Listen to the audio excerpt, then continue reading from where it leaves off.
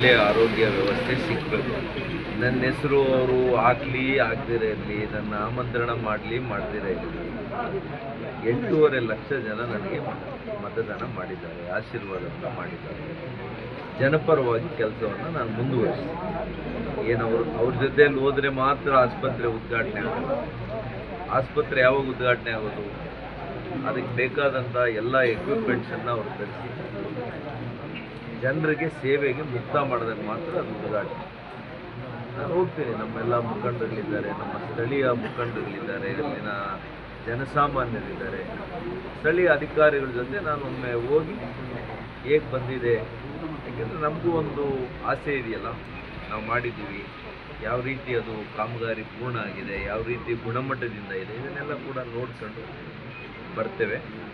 ಹಾಗಾಗಿ ನಾನೊಂದು ತೀರ್ಮಾನ ಮಾಡ್ತಾ ಇದ್ದೀನಿ.